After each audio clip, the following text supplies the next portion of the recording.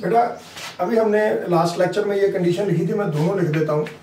First condition थी कि अगर दो इक्वल मास है, ये m1 भी m है और मान लीजिए 2 मीटर पर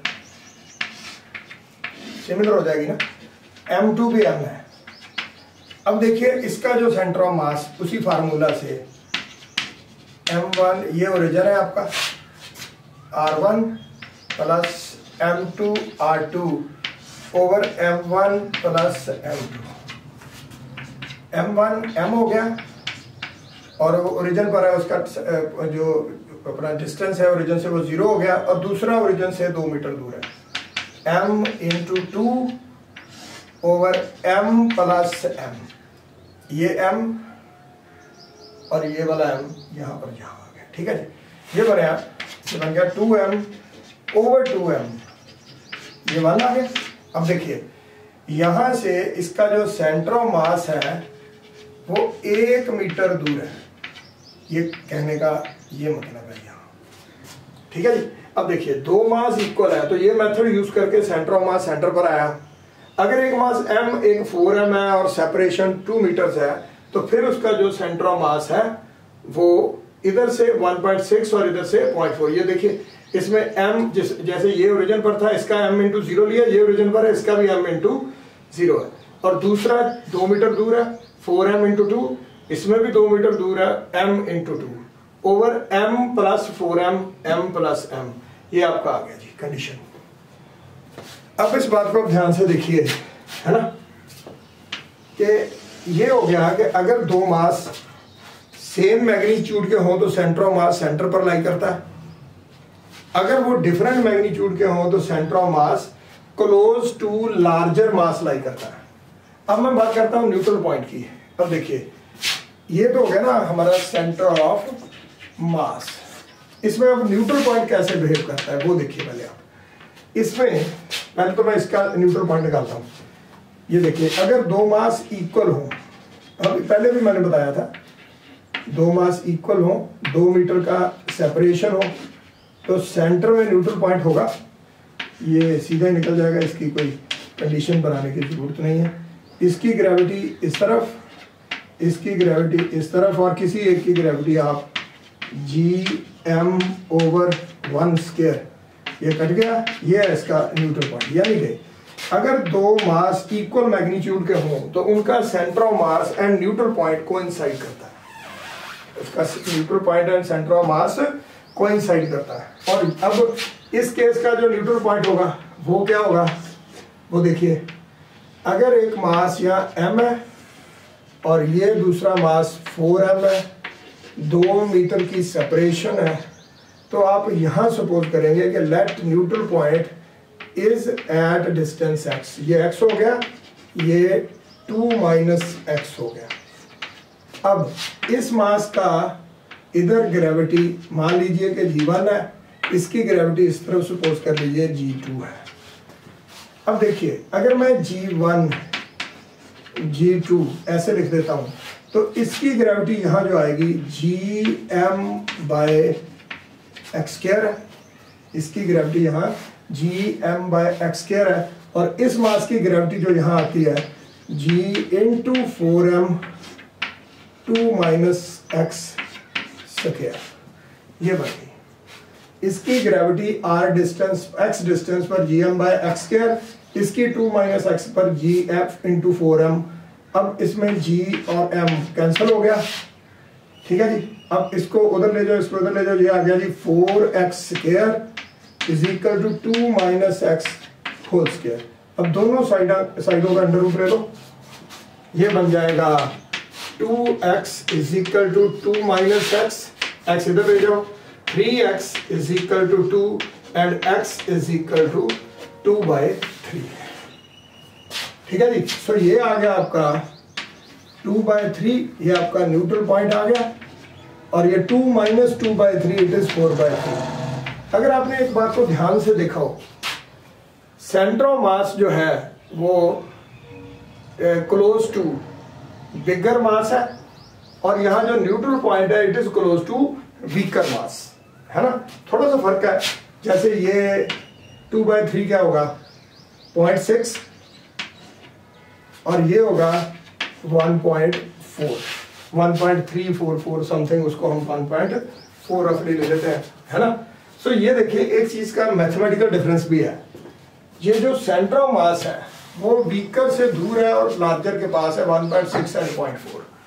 जो न्यूट्रल पॉइंट है वो वीकर के पास है, लार्जर से दूर है, उस डिस्टेंस भी 0.6 और 1.4 है, ठीक है ना। अब अगर इसी मेथड से हम चार्ज की बात करें तो आप कहेंगे कि चार्ज का सेंटर ऑफ चार्ज और सेंटर ऑफ मास होता है, बिल्कुल बेटा ऐसे ही होता है। जैसे आप सेंटर ऑफ मास निकालते हो वैसे ही आप सेंटर ऑफ चार्ज निकालोगे, और जैसे आप न्यूट्रल पॉइंट निकालते हो वहां भी न्यूट्रल पॉइंट ऐसे ही आएगा। अगर आप कहते हो तो मैं लिखकर दिखा देता हूँ, वैसे कोई प्रॉब्लम है नहीं। अगर दोनों चार्जेस इक्वल हो, जैसे ये है, अगर दोनों चार्जेस इक्वल हो तो उसका सेंटर ऑफ चार्ज ऐसे होगा। ये देखिए मैं M1 की जगह Q1 लिख देता हूँ Q, और यहाँ लिख देता हूँ Q2 is equal to Q। अब आप कहेंगे ये कैसे फार्मूला होगा, ये देखिए मैं इसी को मेंट कर रहा हूँ ताकि आपको क्लियर पता चल जाए। Q1 प्लस Q2, अब ये क्या आएगा, Q into 0 Q into 2 over Q and Q, it is 2Q by 2Q, ये 1 आ गया, राइट। अब इसको मैं दोबारा कर लेता हूं। जैसे ये देखिए ये एक चार्ज, इसका न्यूट्रल पॉइंट भी ऐसे ही होगा। अगर इसको Q ले लें और इसको Q ले लें तो ये न्यूट्रल पॉइंट भी सेंटर पर ही आएगा। फर्क ये है कि यहाँ G की जगह E आ जाएगा, इसका फील्ड उस तरफ होगा, इसका फील्ड इस तरफ होगा, है ना। तो E आ जाएगा KQ ओवर 1/2, ठीक है। अब देखिए अगर एक चार्ज मेरे पास Q है और उसका मैं दूसरा चार्ज 4Q पॉजिटिव और सेपरेशन 2 मीटर रखूं, और ये उसी तरह ये सेपरेशन मैं x ले लूं, ये मेरा न्यूट्रल पॉइंट है जी, और ये 2 माइनस x हो गया, हमने बहुत बार कर लिया ये, ठीक है। अगर हम इसकी कंडीशन बनाएं, इसका फील्ड इस तरफ E1, इसका फील्ड इस तरफ E2, और अब अगर E1 is equal to E2 करें तो E1 होगा KQ ओवर x स्क्वायर, ये हो जाएगा K into 4Q 2 minus x square, ये K कैंसल, ये Q cancel, 4x square 2 minus x square, दोनों साइडों का अंडर रूट कर दीजिए, 2x 2 माइनस x, उसी तरह x आपका 2/3 आ जाएगा। सॉल्व करके देख लीजिए, ठीक है। और अब इसका जो आपने सेंटर ऑफ चार्ज निकालना है, ये आपका वैसे ही डिस्टेंस आ गया ना, ये 0.6 आ गया, ये 0.6 है, और ये आपका 1.4 है। अब इसी डायग्राम में इसका जो न्यूट्रल, जो इसका सेंटर ऑफ चार्ज होगा वो यहाँ होगा कहीं, ठीक है। वो सेम फार्मूला उसमें लगेगा, है ना। अगर हम ऐसे ही कर लें, ये देखिए Q पॉजिटिव 4Q पॉजिटिव, ये 2 मीटर का डिस्टेंस है, इसमें ये आपका ओरिजिन हो गया, इसमें R सेंटर ऑफ चार्ज क्या होगा, Q1, इसको Q1 बोल देते हैं, इसको Q2, Q1 R1 plus Q2 R2 over Q1 plus Q2। अब मैं इसकी वैल्यू यहाँ फीड कर देता हूँ, है ना। ये बन जाएगा R सेंटर ऑफ चार्ज, जो पहला चार्ज है आपका Q1 वो Q हो गया, वो 0 पोजीशन पर है, ओरिजिन पर है ऑलरेडी। दूसरा आपका 4Q हो गया, वो 2 मीटर पर है, नीचे Q प्लस 4Q आ जाएगा, ये आपका वही 8Q ओवर 5Q, यानी कि 8/5 यानी कि 1.6 होगा। यानी कि आपका जो सेंटर ऑफ, जो आपका इसमें सेंटर ऑफ चार्ज है वो यहाँ है, सेंटर ऑफ चार्ज आपका 1.6 यहाँ से और 0.4 यहाँ से। सो ये तो बिल्कुल सेम आ गया ना, जो इसकी कंडीशन थी न्यूट्रल पॉइंट और उसकी सेम चार्ज की आ गई, कि चार्ज बिल्कुल उसी तरह से बिहेव करता है जैसे ये, मतलब दो चार्जेस अगर सेम मैग्नीट्यूड के हैं, है ना, और मास अगर सेम मैग्नीट्यूड के हैं तो उनका न्यूट्रल पॉइंट भी सेंटर पर है और सेंटर ऑफ मास और सेंटर ऑफ चार्ज भी सेंटर पर है। लेकिन अगर दो चार्जेस का और मासेस का मैग्नीट्यूड डिफरेंट है तो उन दोनों का सेंटर ऑफ चार्ज और सेंटर ऑफ मास लार्जर के पास होगा, centre of charge and centre of मास जो है वो लार्जर के पास होगा। ये देखिए 0.4 एंड 0.4 लार्जर के पास है ना, स्मॉलर से दूर 1.6 1.6। और जो उनका न्यूट्रल पॉइंट है ना, वो वीकर के पास होगा। ये देखिए मास m से न्यूट्रल पॉइंट का डिस्टेंस सिर्फ 0.6 है, 4m से 1.4 है, यह भी सेम आया।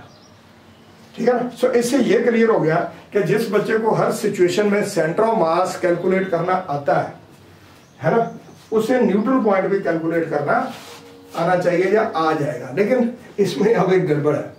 मैं आपको एक इसका लेक्चर ज्यादा लंबा नहीं लेकर जाऊंगा, आपको एक क्वेश्चन इसका मैं बता देता हूं। ये क्वेश्चन जिस बच्चे से सॉल्व नहीं होगा वो मुझे व्हाट्सएप पर मैसेज करेगा या डिस्कशन कर लेंगे या उसका सोल्यूशन देंगे। इंटरनेट पर जो ये मैं वीडियो डालूंगा, ये मेरा एक चैलेंज है कि जितने भी हमारे दोस्त जो इंटरनेट लेक्चर्स डालते हैं इसको ध्यान से देखें, या स्टूडेंट ट्राई करें कि जो मैं सिचुएशन देता हूं आप उसका न्यूट्रल पॉइंट निकाल सकते हैं। अब मैं बड़ी सिंपल बात आपको बताता हूं। एक सिचुएशन है, ध्यान से देखना। मैं आपको एक कंडीशन क्वेश्चन दे रहा हूं, थोड़ा सा आपको जाकर +1 रिवाइज करना पड़ेगा, एक आध घंटा वहां लगाना पड़ेगा। आपने बेटा इस तरह के क्वेश्चन किए होंगे।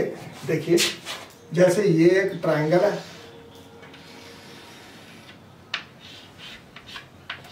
इसके 3 कॉर्नर्स पर इक्वल मास है,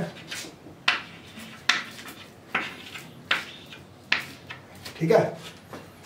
इसका सेंटर ऑफ मास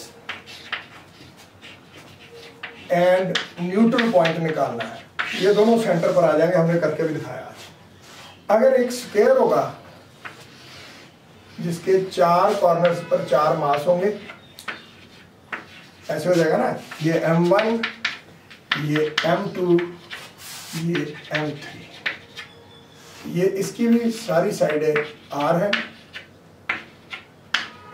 ये इसका m1,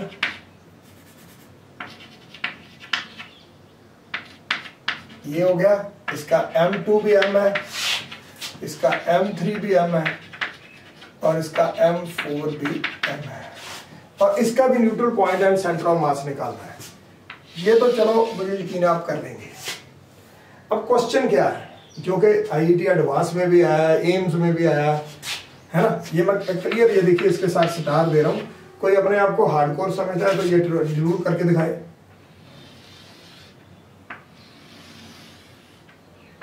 ये देखिए, अगर ये मास m, ये 2m और ये 3m है, यानी कि m1 m, m2 2m, m3 3m, इसका न्यूट्रल पॉइंट है एंड सेंटर ऑफ मास कहां होगा। ये कोई मुश्किल नहीं है, +1 में होता है, आपने इक्वेशन लगानी है ना। इसका न्यूट्रल पॉइंट मुश्किल होगा, वो आप कैसे निकालेंगे, that is the problem. This is not the problem कि इसका सेंटर ऑफ मास कैसे निकालना है। अच्छा, इसी तरह अगर एक स्क्वायर स्ट्रक्चर आ जाए, ये चैलेंजिंग क्वेश्चन है दोनों, कि इसका सेंटर ऑफ मास आपने कैसे निकालना है। इसलिए जो स्टूडेंट मेरे पास रेगुलर है, सोल्यूशन सिर्फ मैं उनको बताऊंगा।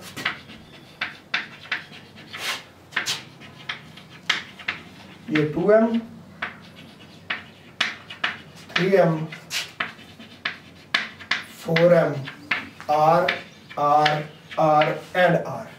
अब इसका भी आपने centre of mass and neutral point calculate करना है। 1 2 3 एंड 4। मैं आपको क्लियर कट बता देता हूं, ये क्वेश्चन जो ऊपर दिए हैं इनकी जगह अगर ये तीनों, ये क्यू क्यू एंड क्यू आ जाए और ये क्यू क्यू क्यू क्यू आ जाए, तो ये क्वेश्चन बोर्ड में आम आते हैं वेरी कॉमनली। इनका सेंटर ऑफ चार्ज निकालो या न्यूट्रल पॉइंट निकालो, या डायग्राम बनाकर दिखाओगे न्यूट्रल पॉइंट की कैसी डायग्राम हो। मैंने आज वो भी बनाई है ट्रायंगल की, न्यूट्रल पॉइंट की डायग्राम भी बनाई है, स्क्वायर की न्यूट्रल पॉइंट की डायग्राम भी बनाई है, ठीक है जी। अब सबसे टीडियस जॉब है, मान लीजिए आपने ये सारा सीख लिया, अगर आपको ये दो चीज़ें नहीं आती ना, आप किसी से भी कर रहे हैं, वो जो मर्जी शोर में जाए, वो कंपटीशन तैयारी करवा रहा है, वो नहीं करवा रहा। अगर मैथमेटिकल कंडीशन बताई जा रहा है तो वो तो रट्टा है, वो तो आप मैथ्स में भी सीख जाओगे। फिजिक्स में अब ये कंडीशन फिजिक्स में कैसे निकालनी है, यहाँ मैथ्स हेल्पफुल बिल्कुल भी नहीं है, ये आपको दिमाग से निकालना पड़ेगा, इसके लिए कोई ना कोई ट्रिक वर्क करना पड़ेगा। और यहाँ फिर वो उसका न्यूट्रल पॉइंट या इक्विलिब्रियम हम जो बनाते हैं वो बात की बात है। इसमें हम ये देखेंगे इन दोनों का सेंटर ऑफ मास, अगर आपने यहाँ चार्ज लेना है Q2 Q3 Q, कोई प्रॉब्लम नहीं, सेंटर ऑफ चार्ज और न्यूट्रल पॉइंट चार्ज से निकाल लीजिए। क्योंकि मुझे लगता है जब मैंने शो ही कर दिया कि ये कंडीशन है या ये कंडीशन है वो सेम है, तो इसलिए M1 R1 M2 R2 हो या Q1 R1 Q2 R2 हो, तो उसमें क्या फ़र्क पड़ता है, ठीक है जी। तो अब इसकी बेटा आप ट्राई करेंगे, और मुझसे जिससे नहीं होगा वो और मुझे फ़ोन करेगा या मैसेज करेगा, जो रेगुलर स्टूडेंट लेक्चर अटेंड कर रहे हैं, जो नेट पर देख रहे हैं, है ना। अगर किसी का इंटरेस्ट हो तो डायरेक्टली मुझे कॉन्टैक्ट कर सकता है।